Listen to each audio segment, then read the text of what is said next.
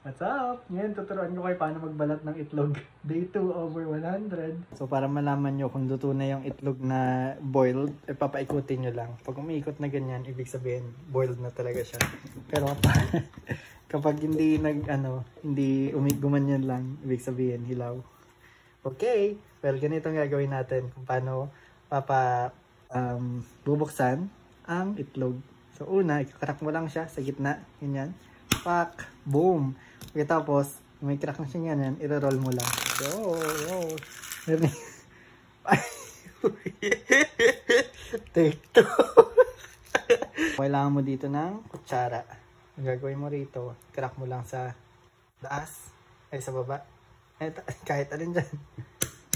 Yan, pag nakrack mo ng ganyan. Yan, syempre balatan mo yan. So, mabalatan mo yan, na ganyan, gagamitin mo na yung kutsara. So, ayan, kita nyo, may butas na siya. Gamitin yung kutsara, pasok nyo lang. Ayan. Tapos, kung napasok nyo na, pasok nyo pa lang. Sagad. Ayan. Oh, hindi na babalatan nyo na siya. Hindi pa rin eh. Pangatlo na to. Huwag na lang siguro. Huwag na lang. Di pala ako marunong magbalat.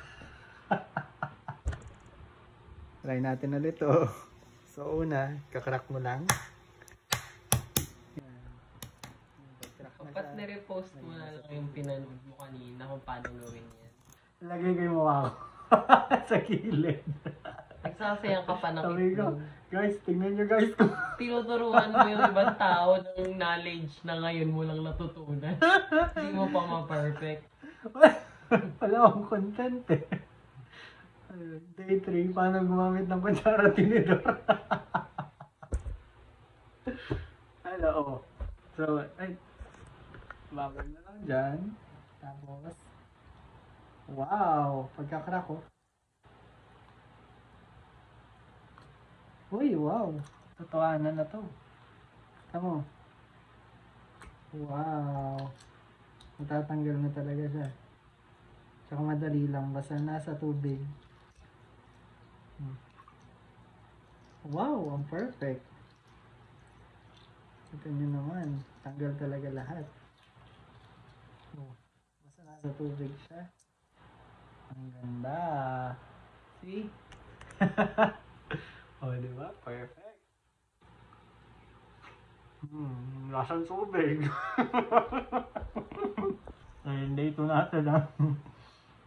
Abangan na yung day 3. Tingnan natin kung sino mas consistent sa amin ng misis ko. Hanggang day 100 kami. O siya, may daily vlog siya. Yun sa work niya, yun sa business niya, yun sa travel niya. Ano yun, daily vlog niya. Ang daily vlog ko. Kung ano makita ko sa Facebook. Pero naman, hindi ko naman nilalagay yung mukha ko sa gilid. Diba? So, okay yan. Ano, ang tawag doon? Pagtrabaho ng marangal. Tama ba yan, ha? Yun lang. Ha? Yun lang, bye!